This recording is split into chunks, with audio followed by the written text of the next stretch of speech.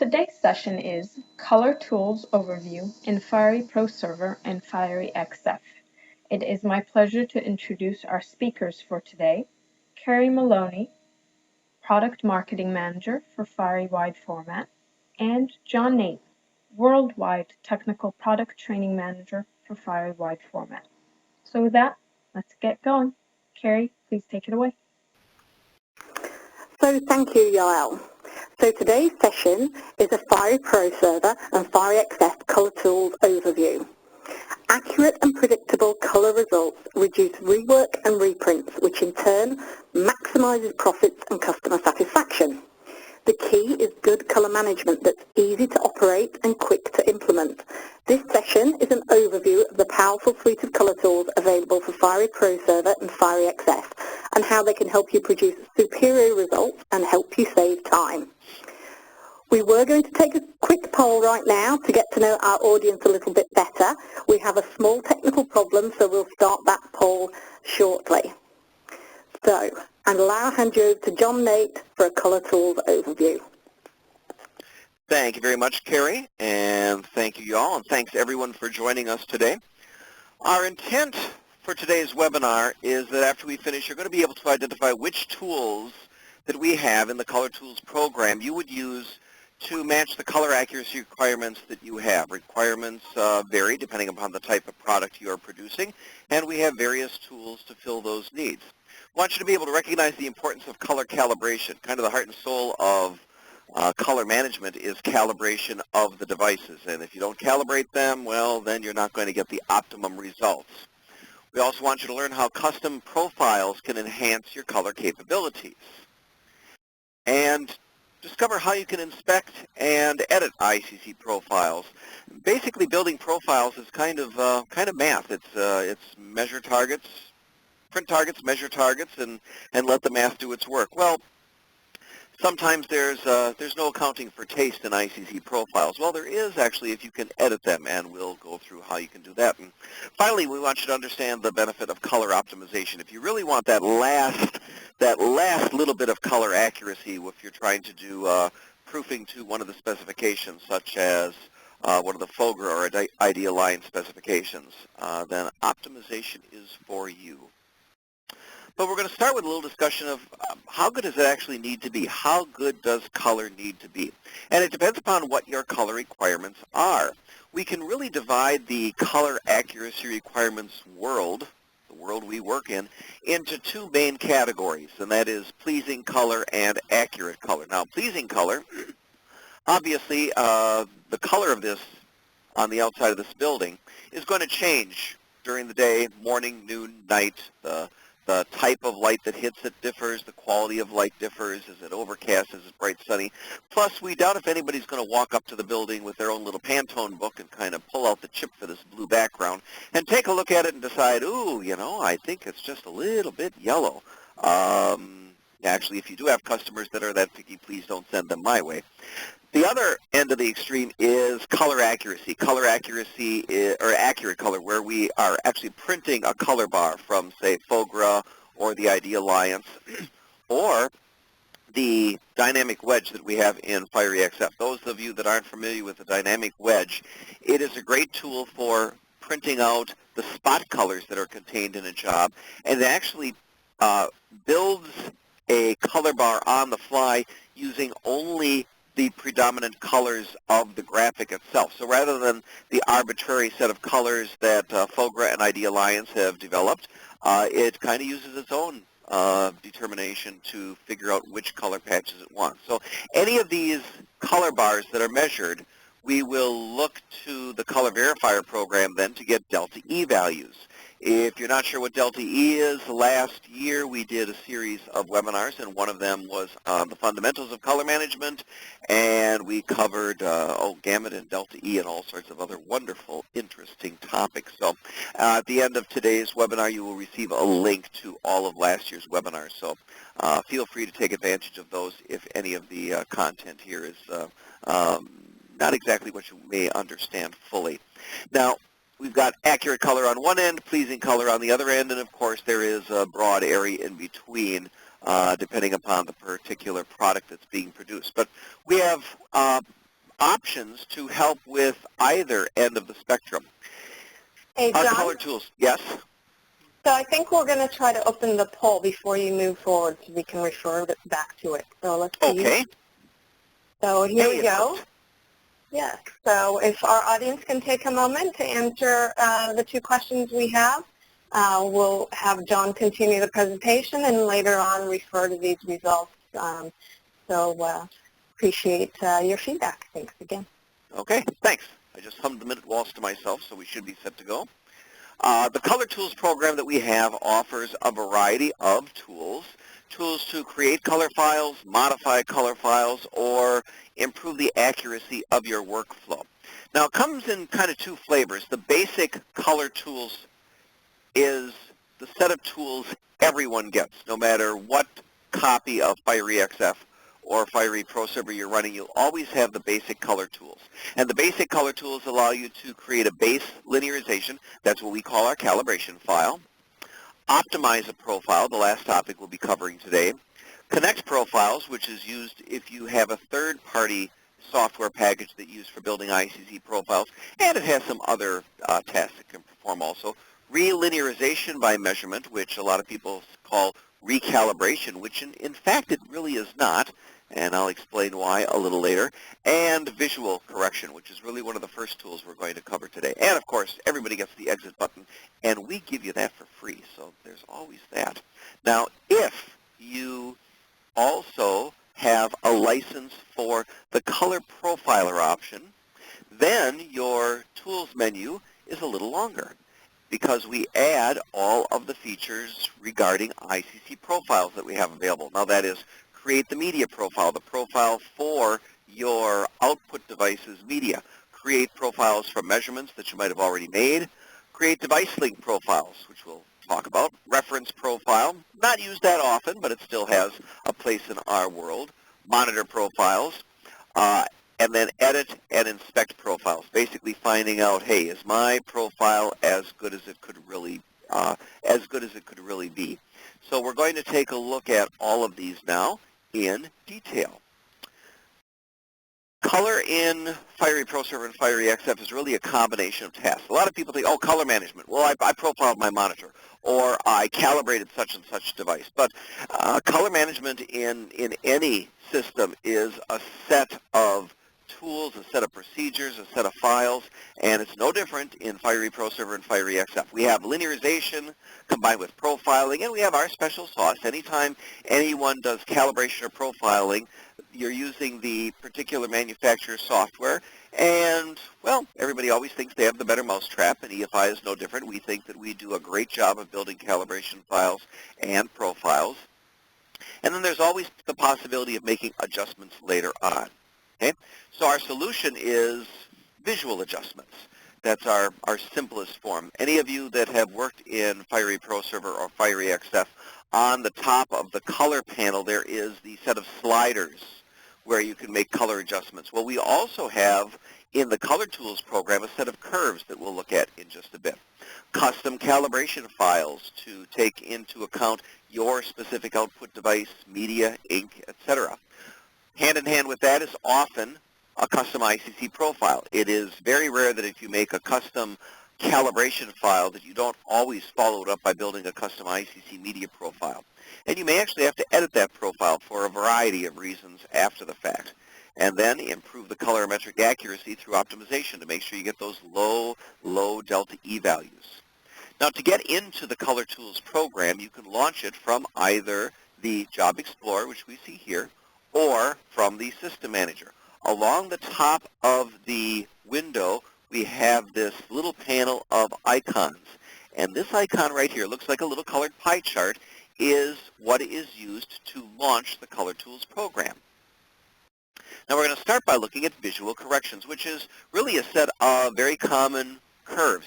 If you have done any work in Photoshop or Corel Photo Paint or any of the programs that use a set of curves, you should feel right at home using our visual correction curves.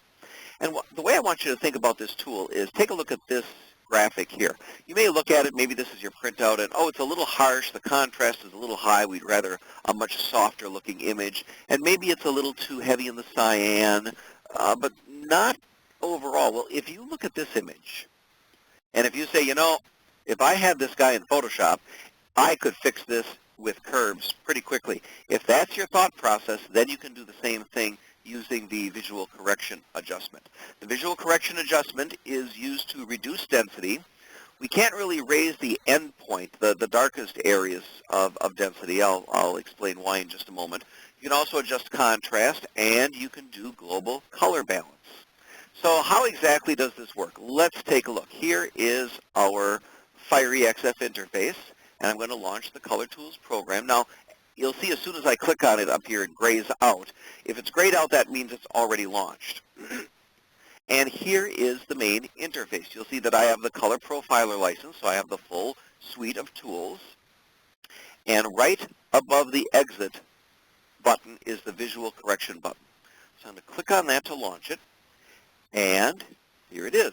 And you see it's a standard set of curves. Now, I'm going to start down here with global changes. I can make a linear correction.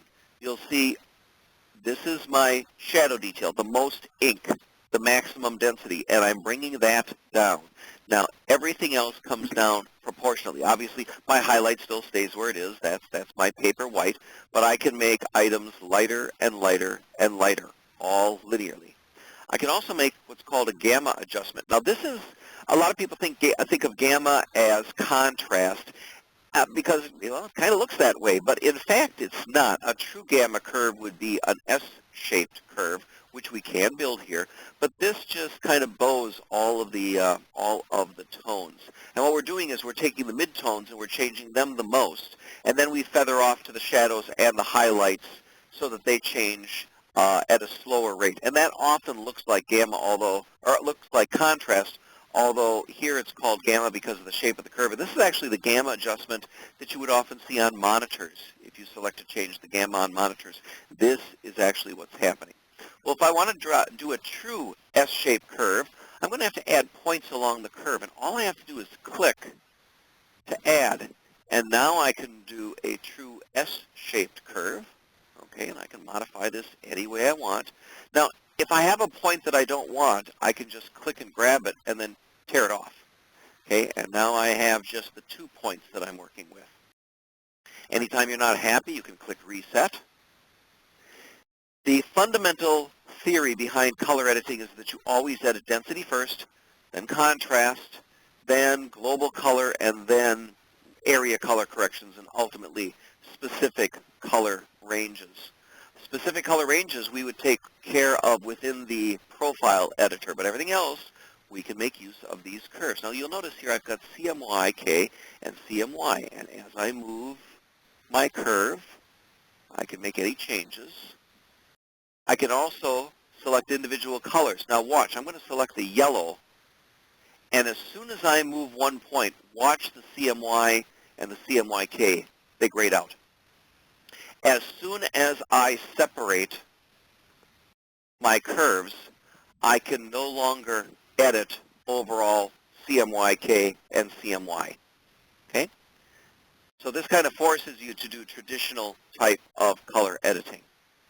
Now once you're finished with this, we can click OK and give it a name. And you want to give it a name that makes sense. So I will put in less contrast and less yellow, for example. And I'll click OK. Okay. Now once we're back at the main Color Tools program, we can go into this specific image. And on the Output panel, on the Media Configuration tab, towards the bottom is a Visual Correction drop-down list.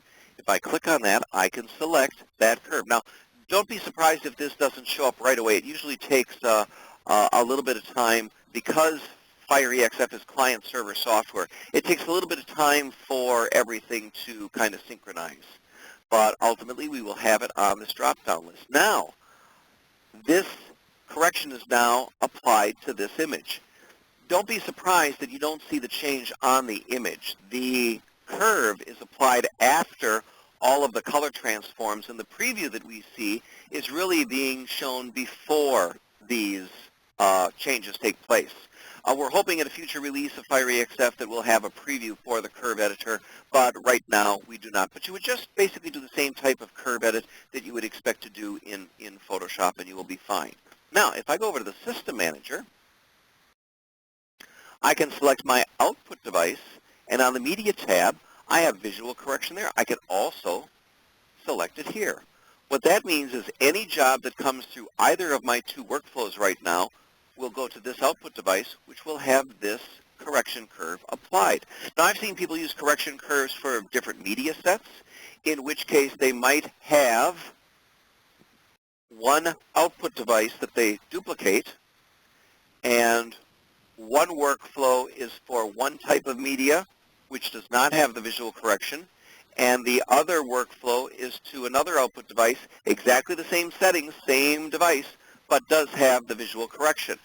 So it can save the time of maybe having to do custom calibration profiles for every single media you're working on, especially in the production area. All right. Do we have now the poll results should be coming up shortly, but I just want to remind you, we have the Q&A window, and if you have any questions, please enter them in there, and hopefully we'll have time at the end for our Q&A. Carrie, do you have the poll results? We do. You should be seeing them now with the audience's responses to our questions. So some of you do not create profiles at all, and not necessarily uncommon, especially in the production area, when pleasing color is often just good enough. Fiery color profiler option, most of you use that, thank you very much. Third-party profile packages, and let's see, who's the winner here? Well, the winner is for Spectro's the ES2000, which has the most votes, followed by the X-Rite i1 Pro 2, which is actually the same device. So it's by far the more popular of the devices, which is good because it can do M0, M1, and M2 illuminant levels, and M1 is used for the newer specifications that we would use, especially in the proofing side. So it makes sense that that is what we would use. So thank you very much for taking the time to take our poll. And now let's talk about relinearization. Now, as I said earlier, relinearization is not recalibration. A lot of people think it is. A lot of people think it's recalibration, but it's not. Let me explain why. Relinearization brings the device close to the original characteristics. So it's going to be ballpark. It's nothing that we would use normally to recommend to someone that's doing contract level proofing, which is really the highest level of inkjet output you can make. Highest level being it has to match something else very, very closely, you know, as visually accurate as we can get it, and possibly measuring a color bar to get a pass-fail according to one of the specifications. Optimization is often a much better choice for that, which is the last topic I will be covering today. Now, relinearization is often good enough. It's not supported in all of the output devices currently, but we are working on it to add it to all of the output devices. But again, you might be able to use it to just, if you're looking for pleasing color and it's a little bit off, relinearization might actually be a great tool for you to use. You have two ways of getting into the relinearization tool. You could right-click on the output device and select Relinearize Device, or from the Color Tools menu, you could click and select Relinearize by measurement. Now, if you do that, the interface will launch.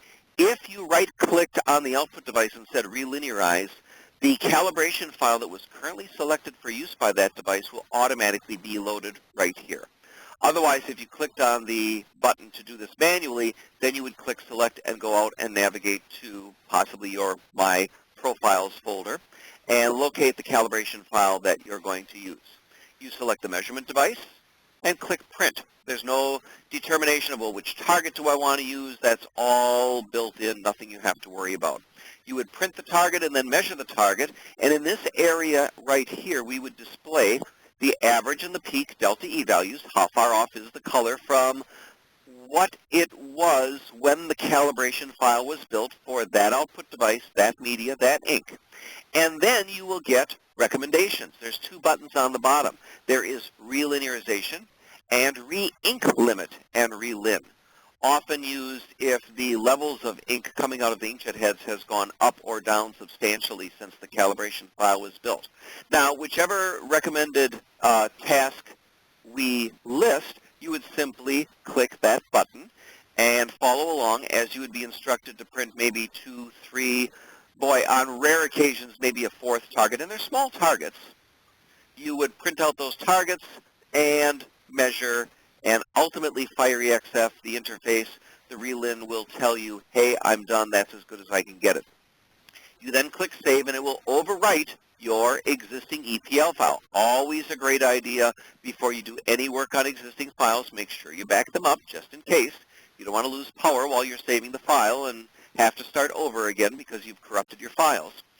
But then it will automatically be updated in any output device that you have that calibration set currently selected in. So that all happens automatically in the background. So not a bad tool if you're just looking for pleasing color and trying to get back to roughly the visual area that you were experiencing, seeing when you built the calibration file. All right, well, we're talking about calibration. Let's talk a little bit about the basics of calibration. In calibration, we are controlling 4 items, or we're performing 4 tasks. It's all within this one file. We call it the EPL file, which is EFI paper linearization. Now, in a future webinar later this year, I'm going to go into a lot more detail. We're just going to talk about calibration and profiling. So we'll have a lot more details coming in a future webinar, but we're just going to kind of take the 10,000-foot overview here. The calibration basics are that we're looking to limit our individual inks. Now, why are we limiting our individual inks? Well, first of all, we don't want to waste ink.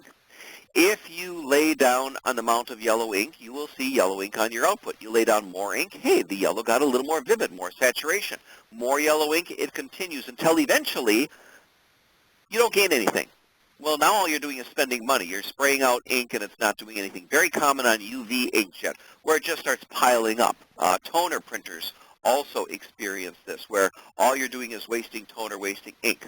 But there's another reason very common in aqueous or water-based inkjet printers, and that is you lay down so much ink that it actually changes color. Any of you that go to the grocery store, next time you go there, go down the baking aisle and pick up a bottle of yellow food coloring and hold it up to the light. What color is it? You will not say this is yellow. You will say this is dark orange. Why? There is so much pigment in there that it has to be diluted in order for it to look like it's yellow. Same thing can happen in aqueous inkjet. You lay down so much ink that it changes color. We're going to actually see that graphically displayed here in just a little bit. So we want to cut our per channel ink limit for those 2 reasons. Per channel linearity, I want nice even gradients from 0 to whatever we've decided now is our 100% maximum per channel ink. Total ink limits, aqueous inkjet, I want to make sure my prints don't come out wet. In either aqueous or any other inkjet printer, I want to make sure I don't waste ink. Ink is expensive. Let's not waste it. If I'm not getting any darker by laying down any more ink, well, let's not do that. I'm also looking for a ballpark gray balance. Now, the ICC profile will take it the rest of the way. There may also be a position for a G7 curve to be placed within XF. We do accept those curves, and again, previous webinars covered that. Also, if you go to help.efi.com, we've got some documents on doing G7 curve adjustments with FireEXF. So you can take a look at that if you're looking for additional information on gray balance. But these 4 topics are really what we are trying to control with our calibration file. So let's take a look in detail how we do that. Again, I'm going to go into the Color Tools program, and I'm going to launch Create Base Linearization. And when it launches, I'm going to go in and I'm going to load an existing base linearization or calibration file so that we can see what this looks like. I'm going to go back to the settings. This is the first panel. You start by selecting what device you're going to use for calibration, what ink you're using, what media you're using. You give it a name. Now, this name is the name that shows up over here on the media name drop-down list. This is the name you're building right now. So you want to put something in there that's going to make sense when you try to find it on this drop-down list. You set the calibration, whether you're printing bidirectional or unidirectional, and which inks you're using. Now, for this particular device, this is the Epson 7900 I have here in my lab. I've got CMYK, I've got orange, green, and I've got light ink. So I'm going to be controlling all of these because of the driver I selected. With different types of drivers, you may or may not have all of these inks available, although you may actually be using them in the background. But right now I'm actually going to be controlling all of these. So we would then click Next, and then we would print and measure this target. I'm going to go into Advanced and we'll actually take a look at the measurement. Here is the cyan, the magenta, and the yellow curves plotted. This is a top-down view of 3D color space. You can see here's my cyan, my magenta, my yellow. Here's my orange and my green, and here's my black. Now, first I look and I see, okay, they're nice curves. There's nothing really strange about them. I don't have little zigzag lines or something going out and crossing over each other. And a lot of times this is all people look at. They come in here and make sure that they have just curves that kind of look like they're correct shapes. But I want you to take a look at the magenta here. Notice the curve. It suddenly starts to change direction. It's going towards the orange. This is that hue shift that I told you about. Okay? We can see my yellow ink is also going towards the orange. Okay? And cyan is going towards the purples. Now, if we allowed the printer to utilize all that ink, well, first of all, I would likely be wasting a lot of ink, but second of all, this area becomes very difficult to control with color. So FireXF, Fiery proServer, uses a lot of intelligence in the background to determine where to limit these inks. We have these limitations here, and as you notice, watch the magenta dot there. As I move this back and forth, I move that dot back and forth. So I can override this and change this, and I can use the information here to try to determine what I want to set or just experience. And again, I'll be covering this in greater detail in the next webinar. But ultimately, we determine what our per-channel ink limits are. We click Next and print the next target. Now, to a lot of people, it looks like it's pretty much the same target, but the solids here are whatever we limited the solids to in the previous task. So if magenta was, for instance, limited to 87%, this patch actually has 87% of the maximum ink I can get out of that inkjet head as my solid. Any more is a waste. So XF now looks and tries to make a nice even gradient. It makes an adjustment curve to adjust these inks. Next, we're looking at total ink limit. Much easier to understand. We lay down an amount of ink and measure the patch. Then we lay down a little more ink. Did the patch get darker? Yes or no? It did. Good. Lay down more ink. Did it get darker? Yes. Keep going, keep going, keep going. Did it lay down more ink? We laid down more ink. Did it get darker? Yes. More ink. Darker? No. Okay, previous step. That's the maximum amount of ink. Any more than that, and I'm either wasting ink, maybe I'm losing shadow detail, etc. So this one's kind of an easy one to understand what's going on. Now, throughout this process of printing these targets, we have built in a ballpark, as I say, gray balance. So we're actually finished here. If we go to the next step, this is a last target. This target is printed and measured, and the results don't change the calibration file. They're stored in the header of the ICC profile, and this is the target for relinearization, that first step that we looked at. Okay? We click Next, and then I can say, yes, I want to create an ICC profile in Color Profiler Suite. Okay? I'm going to come back to that in just a bit. But first we have other types of calibration also, and that is the advanced linearization. Advanced linearization is used for many of the EFI printers, the EFI Butech, the Reggiani, and the Matan. And here a few different targets. The first target, we have even greater control of the curves. You see here, this particular printer has light ink, which is this curve, and normal ink. And I can very accurately control how these inks are being used. I can set where the normal ink is going to start, which can keep dark dots of ink out of my highlights and quarter tones.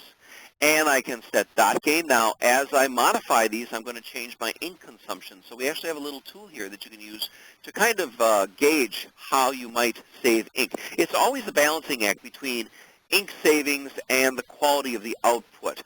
Often the more ink you save, the more likely you're going to start to see a graininess in your quarter tones and highlights as you bring dark ink in earlier. Or you actually might lose some of the gamut of your output device if you push it too far. Okay? We also have a visual target that we use for the advanced linearization. And again, I'll be covering this in greater detail in the next webinar. But you want to look for where you see a definition of tone of these hexagons reversing out of the darker background. And that helps make sure that we keep a nice visual shape drawing, a lot of people call it, a definition of tone distribution in those saturated areas. Okay? Well, once we build our calibration file, then we want to normally build an ICC profile. Now, it's not a simple file. An ICC profile is actually a very little complex beastie. It can be used in both directions. You can convert to it or from it. It has multiple tables for different rendering intents. Again, rendering intents were covered in the previous webinar for last year, but all of this information is in this profile. But the beauty of an ICC profile is all of the characteristics of your device. Hey, what color is the white point of the media? Hey, how much ink am I using? Hey, what is the gamut of my output device? All of that is built into the ICC profiles. We don't have to know what the dot gain is. The ICC profile knows this, so that's the beauty of it. Now, in order to do this, we would simply select which printer we are going to use and select which calibration file we're going to use.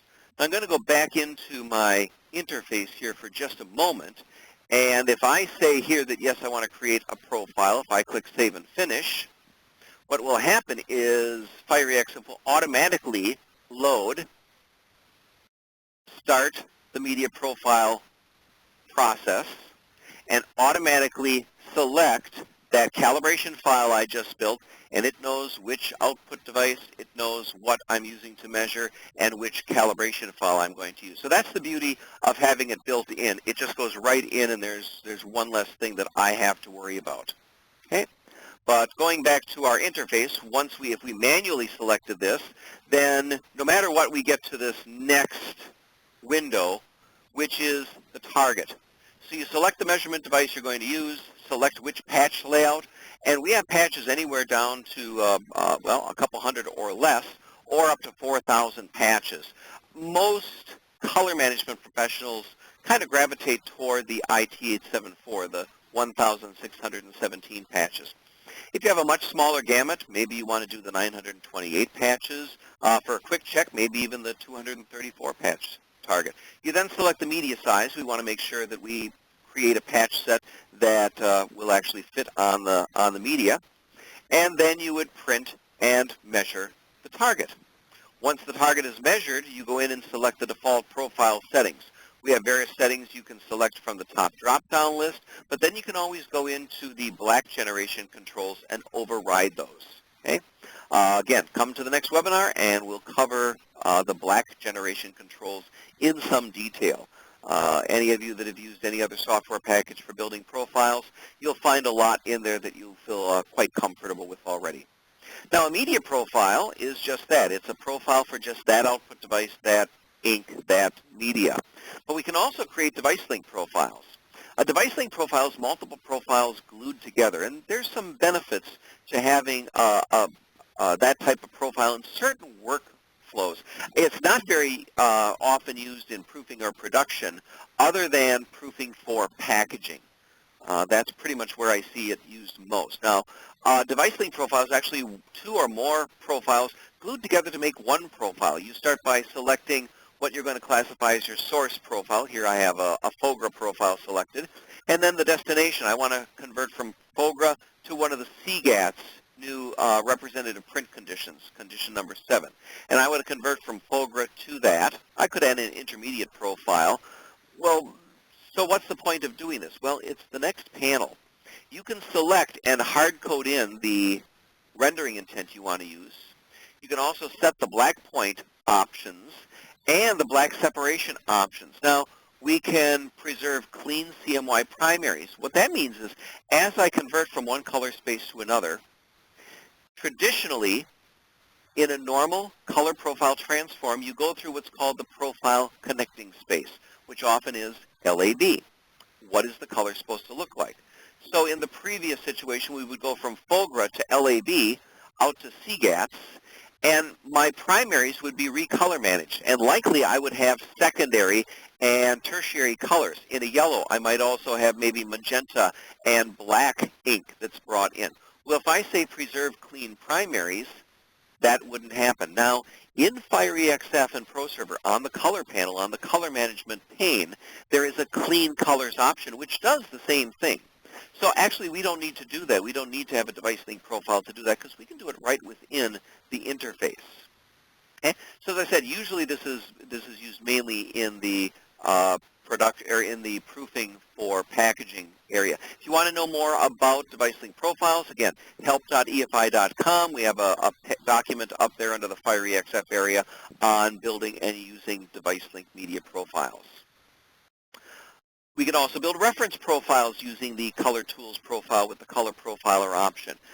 You don't often build reference profiles anymore in our industry. At the beginning of the color management in the industry, boy, we were always building reference ICC profiles because we didn't have these specifications such as FOGRA 52, FOGRA 51, ISO-coded, Grackle, SWAP. We didn't have them, so we had to build something that represented the customer's press. Well, now, about the only time you're really called upon to create a reference profile would be a customer says, hey, match one machine to another. I've got 2 inkjet printers. Just bought a new one. I need to match the output, at least maybe in one workflow, to the other printer. All right, well, then you want to create a reference profile for the older printer. You would launch the tool, and then you would select the instrument you're going to measure with. Again, your patch layout and the media size, and you would click Next. And then you would be prompted to save a PDF file. You would give that PDF file to the operator of the older printer and say, print this as if it were a job.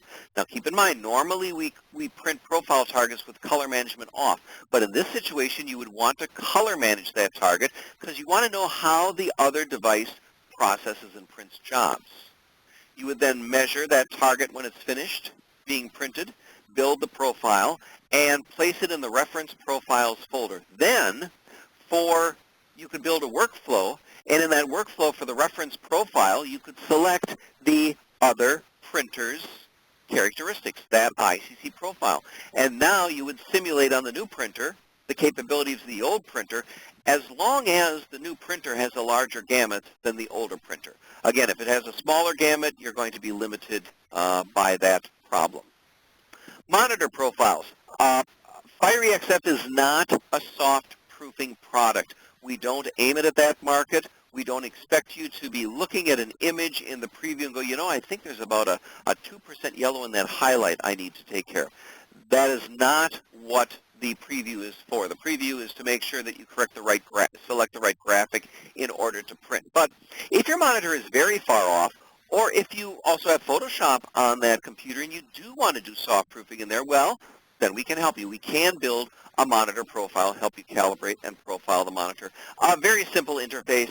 You have 2 options, the Easy, which just uses the native settings of the monitor, and Advanced, you can actually go in and set the luminance level, how bright you want the monitor, the gamma, remember back to our gamma curve, what do we want the perceived contrast to be, what color we want the white point, and basically you just set the options you want, hit Next, you'll be prompted to hang your device on the front of the monitor, and click Next, and FireEXF will do the rest of the work and build you a profile. Now, if you don't have the profiling option, and gosh, why wouldn't you have that? Because it makes life so easy for you. But if you don't have it, maybe you already purchased another software package for building ICC profiles. We can make use of those, and we use the profile connector if you build a media profile. Once you build a media profile, you launch Profile Connector, and you select your EPL file. You can change that media name, what you want to see on that drop-down list. You can change to force the system to print unidirectional, modify the total ink limit. So this is actually an area where you might want to use this tool, even if you do have the color profiler, to change, for example, the name that shows up on the drop-down list. Or if you want to modify the total ink limit a little bit, you can use this tool to do that. You can then add your media profile, the media profile that you built using the third-party package, or this is where you could connect a device link profile, or a screening file if you have our .creator tool and you build that screen set and you want to create screened output. You can select that file right here and click OK, save it, and you will then have a new calibration file that use all of the bits and pieces that you just glued onto it. Okay, talked a lot about building profiles, but how do we know if it's any good? How do we know if we've got a good profile? Well, let's take a look. We have the tool called the Profile Inspector. And click on this button to launch it. It can be used to look at individual profiles. We can also use it to compare profiles to each other. So this is the interface. I'll click the little plus sign here, and then I will get a dialog box that will have a list of profiles. And I'm going to grab a profile for my inkjet printer in my lab here. Okay? And I look at it, and I look at the outside surface, and this is in true 3D color space, and I'm looking for any error, any problem I see, and I don't see anything obviously wrong here. Now, in addition to the surface, I could look at slices. Now, slices, here's my cyan, magenta, yellow, red, green, blue planes, the primary and secondary color planes. Now, there's that curve, there's that hue shift in that magenta. But I knew that. I didn't clip it completely because I was still getting additional gamut out of the machine that I could make use of. But I don't see any one of these planes that looks like it was tissue paper that somebody reached in and just grabbed it and balled it up with their fist. So that looks good. We can also look at edges. This is useful for looking at gray balance. You'll see in here, I'm going to zoom in just a little bit. I've got my black ink only. I've got my 3-color gray and my 4-color gray. Notice my 3 and 4 color are very close together. There is a little tint here. They're a little away from this very, very center point. But again, as I said, the ICC profile or a G7 curve will take care of that. Okay? So there are a number of tools here that we can use to examine what we're seeing. Okay? All right. We go back to Surface, back to Home, and I'm going to add a second profile. This is the profile for my media, and what I want to add is my Grackle profile. Let's say I'm setting up for doing proofing. Well, gosh, it looks like nothing happened, but actually it did. Right here, if you can see it, there is just a tiny little sliver of color showing up at the top. That means Grackle extends just a little bit in this light tonal area, and kind of the warm into the light cyan. There's a little more happening in Grackle than in my media profile. Oh, and it can get a little darker. There are a few darker tones in the dark green-orange area. But boy, overall, I'm doing a pretty good job here. Now, a lot of people, when they calibrate an output device, I hear this constantly, I need to calibrate my output device for a certain look. That is not the way EFI views the world. The world of EFI is you calibrate your output device for the best capability you can get. And here is why. I'm going to take my inkjet profile, and I'm going to change the opacity, and I'm going to modify it a little bit here. Now you can see there's my Grackle profile inside. And a lot of people think, oh, when I calibrate my inkjet printer, I've got to pull these per channel ink limits in, and I've got to get closer to this. And they might think they'll get more accurate color. Not necessarily if they build a good ICC profile and do optimization. Or they say, well, I'm going to save ink. Well, you know what? Your inkjet printer needs a specific recipe of ink to create a certain colored pixel. And I don't care what gamut you give it, it still uses the same quantity of inks to accurately print a color. But if you limit the gamut, what have you lost here? You've lost all the spot colors that live out in this area. And you do not want to throw away these spot colors just for the sake of thinking you might save ink or you're going to do a better job. So please, don't try to limit your inks down to your reference ICC profile. All right, so we looked at some good profiles. What happens if we've got a bad profile? Well, let's load one here, and I've got some bad measurements. And let me go back to True Color and turn off opacity for a moment. Now, quick look. Hey, it looks fine. You know, there doesn't seem to be any problem. Whoa, look at that. There's a big dent. There's a big hole in here. What's going on there? Well, what happened is, I'm going to change to outline. And possibly you can see here as we zoom in, let me move it around. You can kind of see as I move it around a little triangle in here. There were 2 points on the target that were measured incorrectly. Okay? That point and that point were measured incorrectly.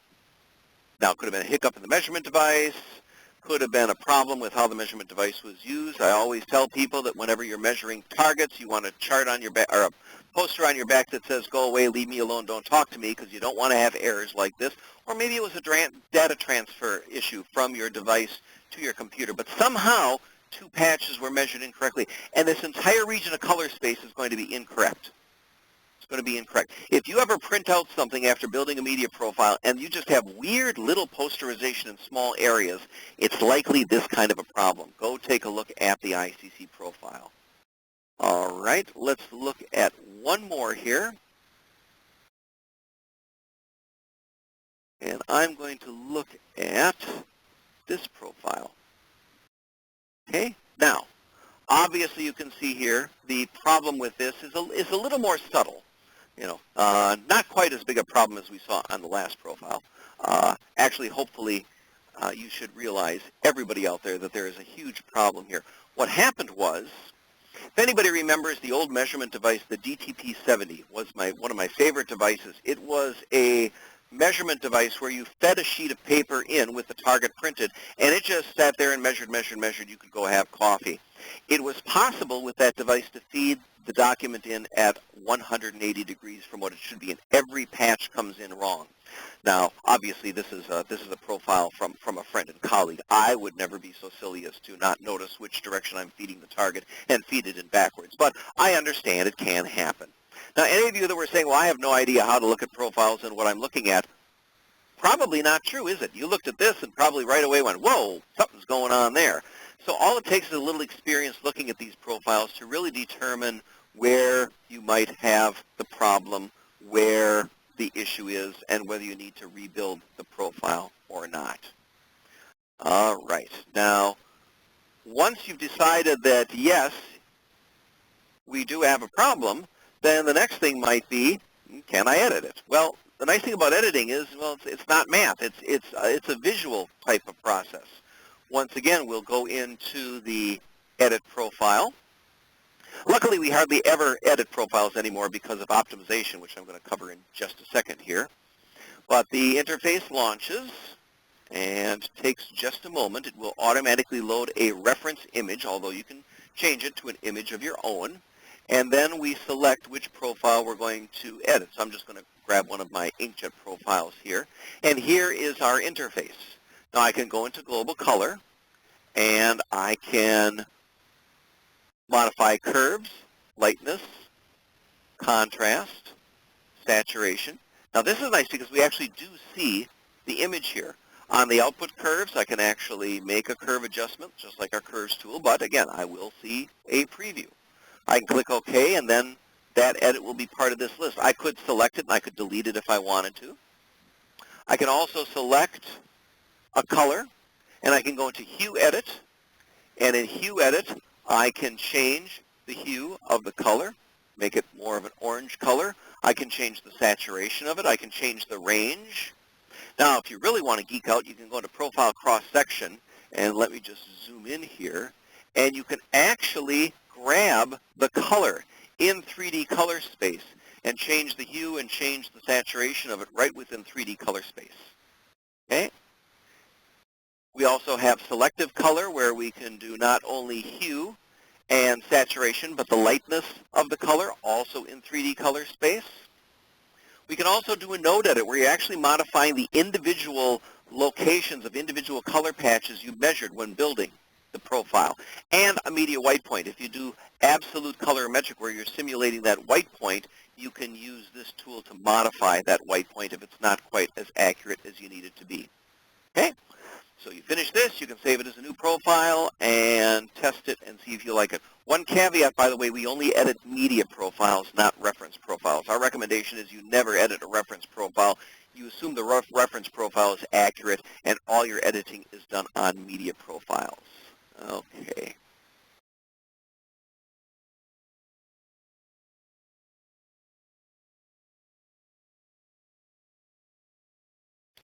back to my show in a moment here. So color optimization. Well, this goes back to math, but again, it's nice because it's automatic math. It's nothing that you have to worry about. But color optimization takes your media profile, and it takes the results of using it, and compares it back to your reference profile, Grackle, ISO-coded, for example, and on a patch-for-patch basis, it will come up with a correction value for it, an LAB to LAB correction file. Nothing that you would ever want to try to manually construct. You would introduce so much posterization into your document if you tried that. But with Color Optimization XF, it's very, very easy. You launch the tool, and then you would select the workflow you're going to use, which device, which target, and then you can set the paper white settings. Am I creating a new calibration file or using an existing one, and then or an optimization file, I should say, and then am I doing absolute colorimetric? Do I want to suppress the paper white, relative colorimetric? I edited my paper white in my profile editor, so I want to keep that. I don't want to change that. So you just set these settings. By selecting the workflow, XF automatically grabs the calibration file and the profiles from that workflow. Nothing you need to worry about. Then you click Next, and you print the target and measure it, and then we start getting delta E values. Okay? You click Optimize, Print, Measure, and you keep going until you're happy. Now, what makes happy? Well, if we look here at a close-up of that area, I started with an average delta E of 1.14, which already is pretty good, and a peak of 4.86. I usually like to see average under 1 and peak under 5, peak close to 3 if I can. So I'm close here. Paper white, very low. 81% of the output is in gamut to my reference profile. This will not change, by the way. So then we click Optimize, Print, Measure, and I got down below 1. I'm down to 0.79 and 3. I gained over a delta E in the peak. Paper white improved, negligible. Gosh, it improved. Let's run it again. So I would Optimize, Print, Measure again. Oh, boy, this hardly dropped at all. 0.09, nobody's going to see that. 0.19, likely nobody's going to see that either. So you determine when you want to stop. If you remember back to the beginning, the relinearization by measurement, XF tells you when it's finished. Optimization, you could make a career out of optimize, print, measure. It will never stop until you decide to stop. You decide to stop when the numbers stop dropping, or when they're close enough and you feel, yep, that's good enough. I would be happy with that. You click Finish and then Save and give it a name, and then you would select that in the LAB optimization drop-down list within Fiery XF. Okay? And you can really get some nice low delta E values using this tool. So again, with the color tools, we've got the visual correction, just a set of Photoshop-type curves to make corrections, and you can really fine-tune the output with this if you want, to save having to create custom profiles for all of your media or custom calibration sets for all of your media, or just a new media that's so different that you have to, you want to, knock out something quick just to see how the media reacts. Reel in by measurement for the visual. Let me get it close to what it looked like before. Create base linearization. I need a higher level of accuracy than often create the media profile and maybe inspect it and edit it if you need to. And finally, for that last little bit of delta E to squeeze out of your system, the optimize profile option. So there you have the set of color tools that we provide you with Fiery XF, the base tools, and the tools that you get with the color profiler option to just help make your life that much easier and your color that much better. Carrie, back to you. Thank you, John. That was a very comprehensive overview there. So to summarize some of the key things that we learned today, we learned which color tools play what part in gaining and retaining correct and predictable color results. We also learned the importance of good calibration and the value of optimization, plus how to inspect ICC profiles to spot problems and also edit profiles to correct issues.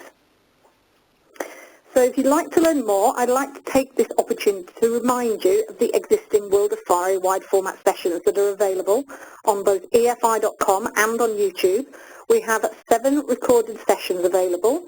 Topics range from color management fundamentals through to subjects such as file preparation for specialty printing and many other topics in between. And the presentation that you'll receive as a follow-up to this session contains live links to those locations mentioned. So today's session was an overview of the color tools within Fiery proServer and Fiery XF. Later in the year, on October the 19th, we have a more detailed webinar covering linearization and profiling in Fiery proServer and Fiery XF. This is a ground-up but comprehensive session on attaining the best results possible for all your media types. This session is open for registration now if you haven't already registered, and we of course look forward to seeing you later on in the year. All right, so we are at the top of the hour, but I want to make sure that we do get a chance to go through at least some of the questions that we've gotten from the audience. So we'll be staying on for probably around 10 more minutes to get through some of your questions. We invite our audience to stay with us. And so with that, Carrie, John, you want to get started? Sure. So the first question we have is, what are the differences between the Color Profiler option and the Color Profiler suite? Color Profiler option is actually Color Profiler Suite. It's the core of Color Profiler Suite, and it's basically just built in. It's integrated into Fiery XF, so it makes life a lot easier. It's really useful if you rarely make profiles. There are some things that you have to remember if you're using a standalone package like Fiery Color Profiler Suite or any of the other third-party packages for building profiles. Gosh, turn color management off when you bring the target in, make sure the right calibration file is being used. And with the integrated version of Color Profiler Suite, the Color Profiler option, it just streamlines that and makes sure there are things you don't have to things that you don't have to remember. Also, we're having some advanced black generation settings in an upcoming version of Fiery XF, and I know that is part of the Fiery XF integrated version. I'll be honest, I don't know. I haven't talked to Lou, and I'm not sure if that's going to be part of the standalone version or if that's only going to be part of the built-in version. But that might be something else to look for, the advanced black generation settings. But basically, makes life easier for you. Okay, thank you, John. So we have a question on what version of Fiery XF were we using today? This is version 6.3, which effectively is basically the same as 6.2. There's the features in 6.3 really are not part of the, don't impact color tools other than additional black generation features for any of the EFI printers, but we were looking at my Epson inkjet printer here, so that would be everything the same. So there was really nothing different in the 6.3 version we saw today versus the 6.2. And gosh, for the most part, I mean, when you're talking about the color tools, even probably back into the version 5 or earlier, there's still a lot that is the same. Now, you cannot edit some of the files from the older packages if you have the newer package, although you can use the files. If you built a calibration file, gosh, even back into 4, maybe even 3, you could use it in your version 6. You might get better results if you built a new one because, let's face it, we learn more about color management every year and try to incorporate that into our packages. So we're forward compatible, not necessarily backward compatible. Okay, next question that's kind of connected. Are there any color enhancements happening soon for the Fiery proServer? Color enhancements. Well, yes. So additional black generation for the Viewtech, Reggiani, Matan, and some of the new printers from Epson and, is it Mamaki Carry or Muto? I can never remember which one. It's Mamaki. Do you recall? Yes, it's Mamaki. Mamaki. So we've got additional black generation controls that will be made available to you. And, well, somewhat related to color, but on the color editor, which is the spot color tool, we're going to be able to print out a swatch book. You can select any number, a series, or entire library of colors and print a swatch book on your media, your printer, your ink, and see exactly what those colors are going to look like. Something that users have been clamoring for a long time. We're finally going to be able to present that. So, and again, better improvements of smoothing on the additional smoothing in the profiling, better gradations, and for some printers, additional capability of doing multicolor profiles, take advantage of the additional inks such as orange and violet that might be on some of the inkjet printers. So we're starting to introduce that, not for every printer, but for a number of them. We're starting to introduce that in the 6.3 update. Okay, thank you. So we have a question on how can the noise at the bottom area of the gamut be eliminated?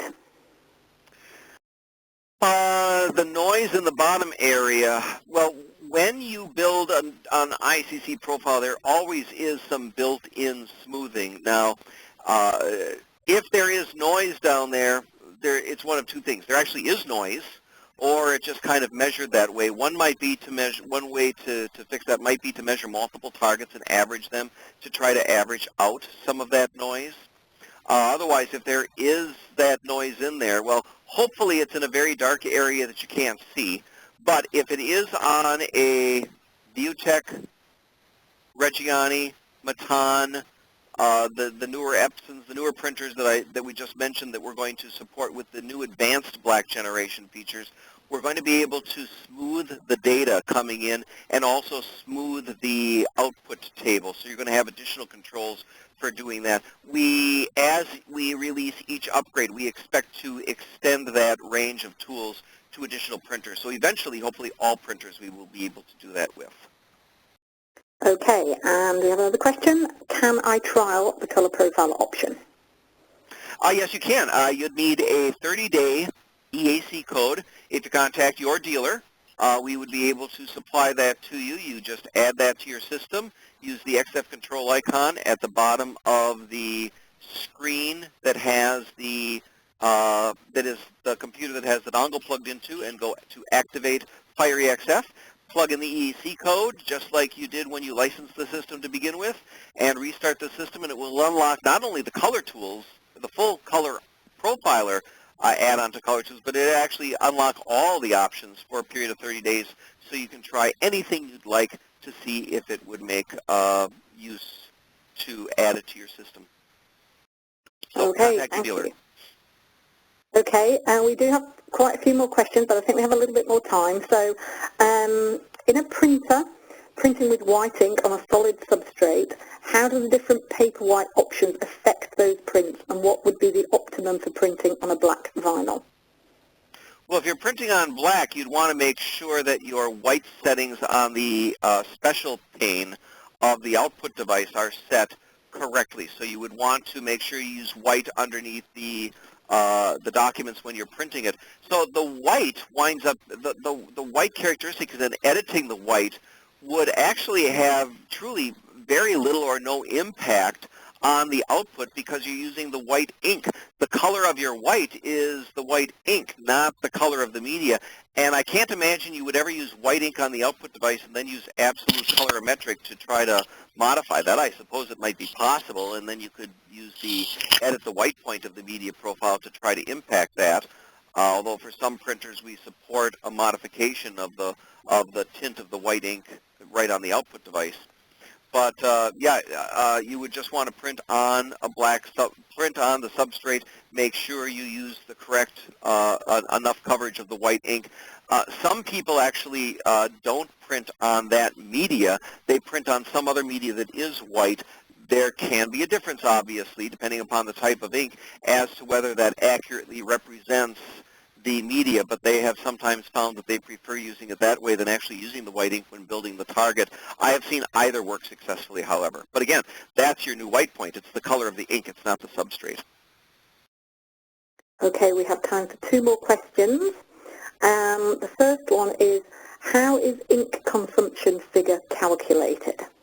I'm sorry, how is ink consumption what? Figure calculated. I'm assuming that was something that somebody saw in the software today. In the advanced linearization for the EFI printers, it takes a look at the sample target that we print, and you kind of have to use that as a judge. We're printing an entire range of color from paper white all the way to solid cyan, magenta, yellow, black, plus any other colors. And it's looking at using the light ink and the dark ink to print that target, and that's what it uses as the basis for the calculation. Obviously, if you printed only, let's say the only thing you did was cosmetic ads, very, very light pastels on light gray seamless, well, then your ink consumption would not be accurately reflected. You would likely be saving less ink for those types of images. Conversely, if all you printed is very, very dark, all you did was ads for tire companies and it's all blacks and shadows, you would save even more ink there. So you have to use that, it's just a guideline. You're looking for how much it changes as you change the ratio of light to dark ink. And again, I'll cover more of that in the next webinar too, but that should kind of give you an idea of how we calculate it. Okay, so one more question. We do have more, and we will make sure that we follow up individually with answers on these questions. So how would we match a 4-color primary color, something like a Coke red, between two wide format devices? In an ideal world, that would be a spot color, and you would have that defined as a named spot color with the desired LAB value in the color editor as part of the library you would use. Then, when you bring in a document that has that named color as a separate channel, so CMYK Coke Red, Fiery XF or Fiery proServer would detect that color, look to the color library, grab the LAB value, and use the calibration, use the media ICC profile, and then the calibration file to make sure we don't over-ink, to come up with the best recipe of ink we can for that output device with that ink, with that media, to try to get the color to match the recorded LAB value in the color editor. And as you change media and change the calibration file, that process will happen automatically. The worst thing you can possibly do is just build that as a CMYK build as part of the document, because then you don't have a spot color, and then we're limited to, well, however good the ICC profile did in generating that color, and it's very, very difficult to edit it afterwards. I've had people that do it. Probably one of the biggest issues that support runs into is a customer calls and says, my spot colors aren't being printed correctly. What do I do to fix it? And we take a look at the file, and we see it's a CMYK file, and they didn't generate the correct PDF file type, and they didn't have spot colors in there. Well, guys, if you don't give my RIP spot colors to work with, there's only so much that I can do with it. So make sure it is a named spot color, that spot color LAB value is correctly listed in the library, and then you could use the dynamic wedge to monitor the accuracy of that color and actually optimize it and try to get the color even more accurate on the output device. So that's what I would do. Great. So, as Carrie mentioned, we do have additional questions, and we'll get back to those individuals directly. We'll also compile an FAQ document that will have all the questions and answers together for the benefit of our audience. And we love questions, everyone, by the way, so thanks for that. Keeps me on my toes. Yeah. So, great questions today. So, with that, we'll wrap up. I want to thank our audience for joining us today and sticking through another, 10, 13 minutes. And for our presenters, Karen and John, as always, great job. Thank you. A lot of information. I encourage everyone to join us for our third session for this year in October. Carrie provided the information. We look forward to seeing many of you there. And with that, have a great rest of your day, and we'll have all the information sent out to you within a few days. Thanks again. Thanks, everybody, for coming. Hope to see you at the next webinar. We're actually going to hold a lottery to see if I can actually finish on time. The over-under is not a chance, by the way. But thanks for coming, and thanks for sticking with us. We appreciate it. Thanks, John. Bye. Bye.